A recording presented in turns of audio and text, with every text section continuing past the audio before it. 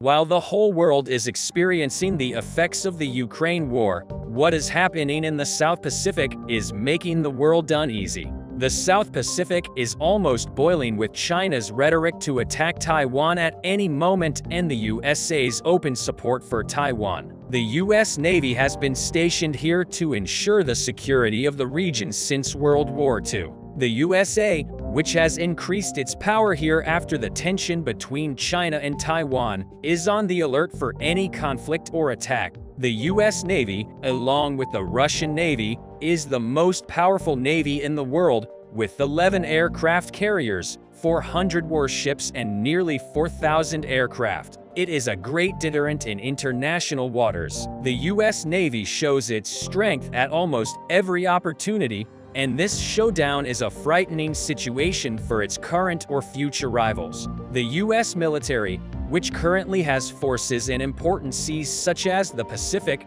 Mediterranean, Baltic, and Arctic seas, conducts regular exercises with his partners in these seas. In recent weeks, the United States and the Philippines held a joint exercise in the South China Sea. One deployed enemy ship was destroyed after its coordinates were determined by US UAVs. The coordinates of the UAVs were transmitted directly to the 7th Fleet, and the US destroyers sent the enemy ship into the deep waters of the South China Sea in as little as 1 minute. These exercises were, of course, a show of strength against China because of the tension with Taiwan. China has increased its navy investments over the last 10 years. In addition, thanks to the artificial islands it has created in the South China Sea and its centers in these islands, it has greatly strengthened its sea supply lines. Although the current strength of the Chinese Navy is weak compared to the US Navy, the construction of new ships in Chinese shipyards continues at full speed.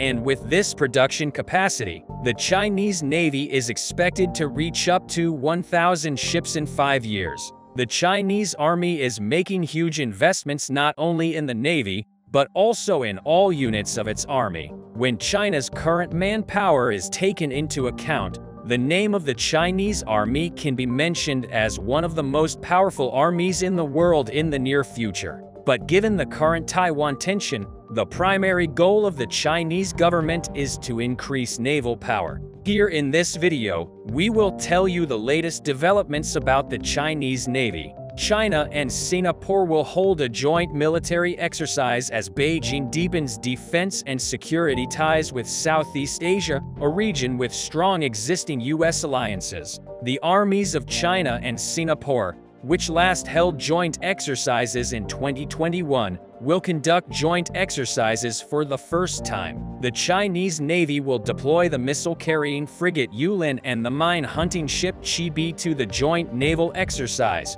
which will run from late April to early May. The Chinese Defense Ministry said in a statement. 2 years ago, China and Singapore held a joint military exercise in international waters at the southern tip of the South China Sea after a bilateral defense pact was upgraded in 2019 to include larger-scale exercises between the Army, Navy, and Air Force. Deeper Sino-Singapore military cooperation comes at a time of heightened tensions in the South China Sea, an area spanning 3.50 kilometers squared and often overtaken by Western navies, including U.S. ships conducting freedom of navigation operations. Such crossings are troubling China, which claims almost all of the South China Sea, despite an international resolution in August last year. The U.S. military conducted an expanded Super Garuda Shield exercise with Indonesia and saw the participation of Singapore, Japan, and Australia for the first time. At the same time, China sent fighter bombers to Thailand for joint Air Force exercises, code-named Falcon Strike 2022. Both countries say the exercises in northeastern Thailand near the Laos border are defensive in nature. The exercises, which took place last summer, took place amid heightened tensions in the Taiwan Strait following a visit by former U.S. House Speaker Nancy Pelosi to democratically administered Taiwan, which China claims to belong to. China's increased military engagement in Southeast Asia is expected to challenge the influence the US has shaped over countries like Singapore and Indonesia in the coming years. Of course, this military engagement also affects Taiwan, an independent state. Taiwan has signed important agreements to strengthen its military since tensions with China began. Most recently, a delegation from the US military was assigned to train the Taiwanese army. Apart from these arms deals with the USA greatly expanded Taiwan's army inventory. But Taiwan is an island country, and in case of war, it has to confront the Chinese Navy with its own navy. So how big is the Taiwanese Navy? The Taiwanese Navy was previously called the Chinese Navy during World War II and before the withdrawal of the Republic of China from the island. Although the phrase is still used in some local circles, it is no longer used as often internationally due to Taiwan's current political status and is not to be confused with the Chinese People's Liberation Army Navy. Today, the prime task of the Taiwan Navy is to protect and defend the remaining areas of Taiwan and the sea lanes under its jurisdiction from any possible attack or invasion.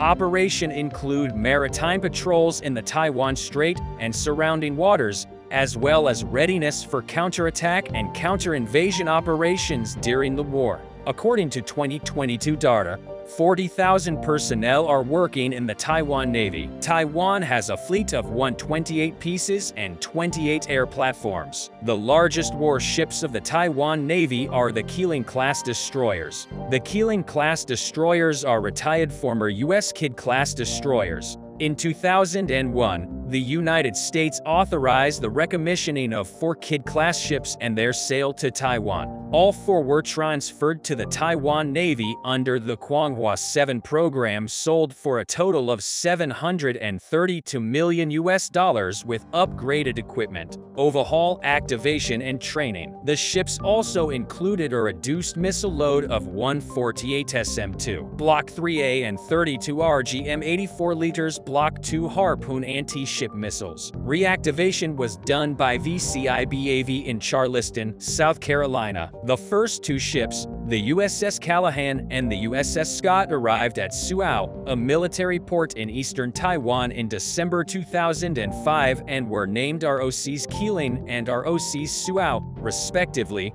at a commissioning ceremony on the 17th of December 2005. In ship-class nomenclature, Taiwan referred to these ships as Keeling-class destroyers, with ships named after military ports in Taiwan. The remaining 2 ships, USS Kidd and USS Chandler, were delivered in 2006 and were named ROCs Tsoyin and ROCs Ma Kong, respectively. The then opposition-led Legislative Yuan had initially set aside enough money to purchase half of the SM-2 missiles that only destroyers could carry. The purchase of an additional 100 SM-2 missiles was included in the 2007 annual budget to ensure that all 4 ships had full SM-2 payloads. At the end of 2008, ROC Suao was found to have installed 8 HF-3 missiles instead of 8 Harpoons. From 2014, there is currently a shipbuilding program that includes the purchase of up to 15 general-purpose frigates and 3 or 4 air defense destroyers. A Navy-based Skybow missile system will also replace the standard missile system on these ships, but there is no information on the integration of the Skybow 3 missile into the Mk-26 launch system. Apart from these 4 destroyers, the Taiwanese Navy, which has 22 frigates, 14 corvettes, 31 assault missile boats, 13 mine warfare ships, 7 amphibious tank landing ships, 4 submarines, and 33 various support ships, is obviously powerless against the existing Chinese Navy. However, the fact that the U.S. 7th Fleet is in the region and will immediately intervene in case of any attack is a positive development for Taiwan. The war between Ukraine and Russia is escalating. The war, which was expected to stagnate in the winter months, is reaching its climax in the last months with intense clashes on the Eastern Front. It seems that the situation will continue to change the socio-economic, military and political balances of the world in 2023. While the tension in the war between Ukraine and Russia increased day by day, the actors of the war changed day by day. From the first days of the war, the United States and the UK indisputably showed great support to Ukraine. Together with its combat vehicles, it enabled the Ukrainian armed forces to stand against the Russian army. However, Israel has become one of the latest secret actors of the war. It does not go unnoticed that Israeli-origin weapons are being transferred to Ukraine more and more, especially with Netanyahu's coming to the head of Israel. In the statement made recently on this issue, it was emphasized that Israel will not openly give its weapons to Ukraine. It may be wrong to perceive this as that Israel will not send any weapons and aid to Ukraine. It may be more correct to express it as implicitly here. Intelligence reports stated that shipments to Ukraine were made underhand through companies. In the latest reports, it was stated that Israel has started to supply 120mm shell mortar mines to Ukraine. Let's dive into this a little deeper before we get into the details of shipping. It seems that the supply of ammunition was carried out directly by one of the Israeli companies, and probably for this reason, the Israeli side decided not to advertise the supply of weapons to the Ukrainian army. But we know that the way forward for this move is clear. A similar crisis was experienced between Turkey and Russia in the early days of the war. Turkish company Baker Technology continued to send Bayraktar B-2 unmanned aerial vehicles to Ukraine, and the Kremlin showed a serious reaction to Turkey in this regard. The Kremlin, which wanted the sale of Bayraktar B-2 unmanned aerial vehicles to be stopped as soon as possible, was suddenly shaken by Turkey's response. The Turkish government told Moscow that Baker Technology is a private company and will not interfere in its sales. In other words, Israel can say the same and prevent a crisis in bilateral relations. Returning to the shipment, thousands of Israeli-made M971 ammunition have already been delivered to the Ukrainian army. The delivery of these munitions took place without direct advertising from the Israeli side. At the same time, the fact that such ammunition was transported to Ukraine indicates that Jerusalem is ready to escalate against Russia. We will examine this subject in more detail in the coming minutes because the connection between Jerusalem and Moscow has a very critical meaning in Syria. Information about Israel's delivery of 120mm mortars M971 ammunition appeared last month, but no attention was paid to this data. However, in the resulting video footage, it was possible to recognize one of the shells, which indeed turned out to be M971 musket-type ammunition. Only the Israeli side has strengthened the claims of producing such ammunition. M971 ammunition poses a great danger due to the presence of submunitions that allow a bullet to cover a large area. According to some data, currently, this type of ammunition is actively used in the vicinity of Bakhmut. The use of this powerful weapon at the front causes new troubles for the Russian army, while another Israeli company sells anti-drone systems to Ukraine via Poland. The Israeli government appears to be ignoring the sale, choosing not to undermine the deal for advanced defense technology that the Ministry of Defense has banned companies from supplying to Kiev. The company reported to the Ministry of Defense that the sale was made to Poland and does not seem to be aware that Warsaw is intermediating in the transport of weapons to Kiev, which uses Israeli systems to fight the Russian invasion of Ukraine. Defense industry sources announced that the systems against unmanned aerial vehicles that can intercept and disrupt unmanned aerial vehicles fall into the class of advanced defense technology, and therefore their sale to Ukraine is not approved. But the Israeli government doesn't seem interested in undermining the deal. Israel is deploying anti-drone systems along the borders of Gaza, Lebanon, and Syria. Israel Aerospace Industries is recognized as a world leader in developing technology, including many Israeli companies such as Elbit, MK Tech, Spear, and Avnon Group. Israeli systems have been deployed in Azerbaijan in its conflict with Armenia and have also been sold to the United States and countries in Latin America, Africa, and Eastern Europe. While Western countries have supplied Ukraine with a considerable amount of weapons since Russia's invasion on February 24, the Defense Ministry opposed the sale of both offensive and advanced defense systems and systems to Kiev on the grounds that it would harm Jerusalem's delicate relations with Moscow.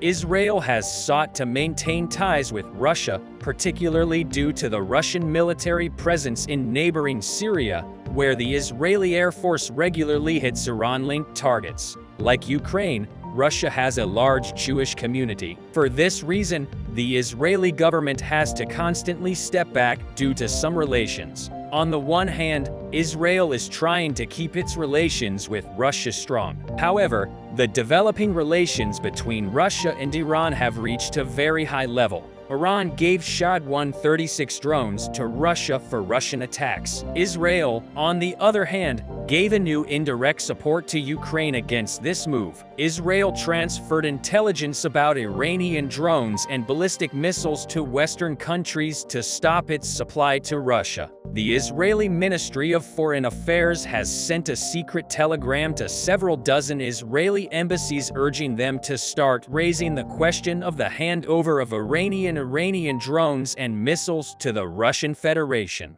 The agency then sent an intelligence file describing how Iran supplied weapons to the Russian army. Then Israeli diplomats made distinctions in many countries on this issue and forwarded intelligence data to local governments. Israel's ambassador to NATO handed the file over to the Deputy Secretary General of the North Atlantic Alliance, and another senior diplomat traveled to Brussels to hold several meetings on the issue at EU headquarters and the European Parliament. The Israeli ambassador raised the issue in Moscow with the Deputy Foreign Minister of the Russian Federation and conveyed Tel Aviv's concerns. Now the Israeli government wants to go further and hold an international conference on the proliferation of Iranian drones. As the Current Affairs YouTube channel, all of our findings are created by the work and analysis of our field warfare expert team and are based on data from US, UK, Russia, and Ukraine Ministries of Defense. In a different report on Israeli shipments, several $1 million worth of payment was transferred to a NATO member state that is closely interested in supplying military equipment to Ukraine. This member state bought strategic materials and sent them to Ukraine. The sources, speaking on the condition of anonymity, also requested that strategic materials not be specifically identified. In addition, the Department of Defense has recently learned that it has relaxed its guidelines and acknowledged that NATO members such as the United Kingdom can supply Ukraine with weapons systems that include Israeli components such as electro-optics and fire control systems. Sources had previously stated that Israel supported Ukraine with intelligence equipment and know-how in order not to anger Putin. Israel asked all parties involved in the strategic material deal not to make it. Public relations between Israel and Russia are in a delicate balance. With Netanyahu's return to the head of Israel, the cards were redistributed and the bilateral meetings held in different regions are trying to get results. Even if both the opposition in Syria and the stalemate in Ukraine create certain differences between the two countries, the Israeli administration is still cautious in this regard. Israel has expressed concerns that any military supplies and even defense equipment supplied to Ukraine will anger Putin, and then Israel will retaliate by restricting its freedom of action to strike Iranian targets in Syria. So far, Putin and his army have turned a blind eye to airstrikes attributed to Israel and even tactically encouraged Israel to act as it wishes.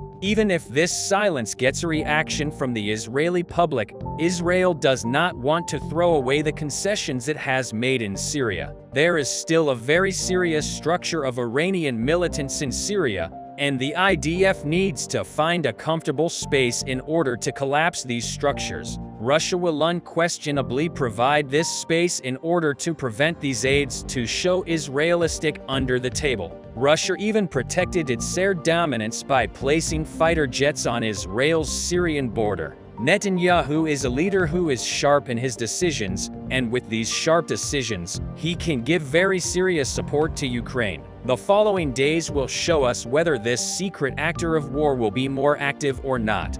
The most important of these developments are sanctions and aid.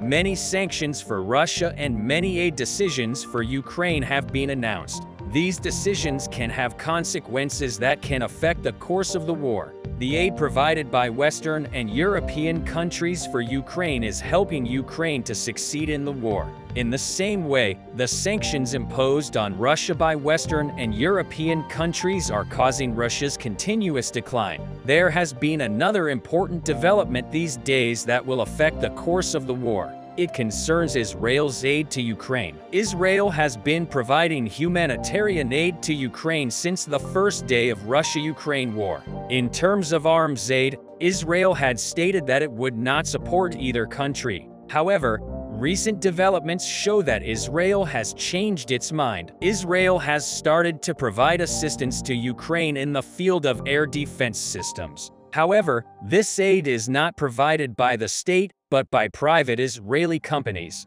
We will analyze this development in detail. But first, let's take a look at the latest developments in the Russia-Ukraine war. In the last few weeks, fighting has intensified in the Donetsk and Luhansk regions. The invaders in these regions have stepped up their attacks, but without success. The successful operation of the Ukrainian armed forces have led to the withdrawal of many occupying troops from the front lines in Donetsk and Luhansk regions. The troops withdrawn from this region have been deployed to different regions beyond Ukraine's borders with each passing day. The war is causing Russia to retreat. One thing that is affecting the conflict zones these days is the weather. The cold weather is negatively affecting Russian soldiers. Russian soldiers who do not have winter military equipment are helpless in the face of the increasing cold weather. Snow and rain also make ground operations impossible. For this reason, the war progresses mostly with airstrikes. Russia is failing in these attacks. The Ukrainian Air Force successfully destroys Russian missiles and drones. Russia has allegedly run out of ammunition for airstrikes. It is rumored that Russia has only a few missiles left for attack. The Ukrainian Air Force is getting stronger every day. The support of Western and European countries plays an important role in this strengthening, especially the HIMARS missile system sent from the US and Bayraktar B-2 armed drones sent from Turkey have changed the course of the war. Ukraine is achieving great success thanks to these air weapons. Thanks to these weapons, Russian bases and ammunition depots can be destroyed very easily. Now that we have briefly touched on the latest developments in the war, let's take a closer look at the new development, Israeli aid. Israel has been providing humanitarian aid to Ukraine since the beginning of the war. Although Israel had good relations with Ukraine, it had stated that it would not support Ukraine with military aid. But recent developments have changed Israel's decisions because Russia cooperated with Iran. Iran has provided a lot of aid to Russia in the field of military equipment. This situation caused a change in Israel's attitude. Israel became one of the countries providing military aid to Ukraine. Ukraine will now use Israel's special combat systems and mortars. It is stated that the cause of the war will change with Israel's involvement because Israeli-made M971 mortars and other special military equipment can cause great damage to Russian soldiers. The 120mm M971 mortars that Israel delivered to Ukraine belong to the upper angle group. Belonging to the upper angle group allows the shells to fall perpendicular to the target. The ammunition coming out of the barrel first rises upwards, then descends steeply down the hill to the target. Thanks to this feature, targets behind high hills and structures can be easily hit. Ukraine can hit more Russian bases and positions with the Israeli-made M971 mortars. Another noteworthy element of Israel's mortar right is that it's done in secret. Israel has not made any statement about the aid. So how do we know that these mortars, which belong only to Israel, are in the Ukrainian army? Various from the Russian side clearly show the use of this ammunition. This is confirmed by many news agencies. It is said that the mortar was not provided by the State of Israel, but by a private Israeli company. In this case, Israel can make the same statements that Turkey has made before. Then Turkey sent Bayraktar B-2 to Ukraine. The Kremlin reacted strongly. The Kremlin called for a halt to the sale of Bayraktar B-2 unmanned aerial vehicles to Ukraine. However, Turkey said these weapons belong to a private company, not the state. Therefore, we cannot prevent this situation. Turkey's statements left the Kremlin helpless. It has also been widely reported that the private companies that make military equipment in Israel are sending arms to Ukraine through intermediaries. Allegedly, a private Israeli company sells arms to Poland. Poland, in turn, delivers these weapons to Ukraine. Despite all this, Israel does not want to spoil its relations with Russia because there is a large Jewish population in Russia as well as in Ukraine. In addition, Russia's presence in Syria is also an important factor in Israel's unwillingness to break its ties with Russia. For this reason, the Israeli Defense Ministry refrains from sending weapons to Russia and Ukraine. Israel is closely following the developments in the Russia-Ukraine war. The recently developing relations between Iran and Russia do not escape Israel's attention. Iran had recently sent 136 drones to Russia. These vehicles are being used in the occupation of Ukraine. Israel, which cannot get along with Iran, does not want to break relations with Russia. However,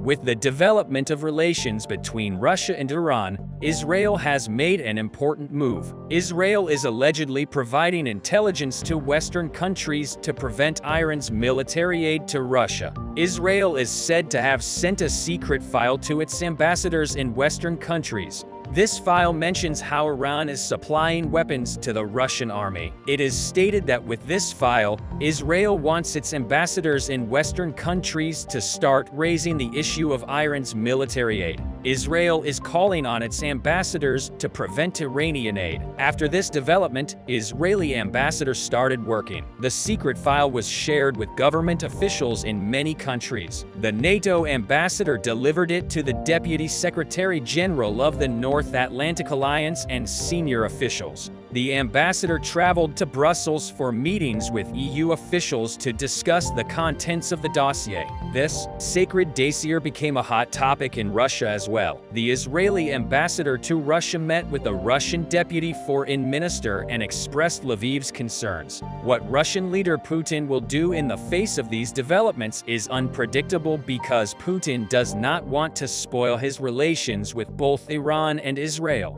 Putin, who is tensed against Ukraine, is also stuck in the diplomatic arena. Do you think Israel's aid will change the course of the war? Will Putin be able to keep strong relations with both Israel and Iran? What will Putin do if Iran's aid to Russia is blocked?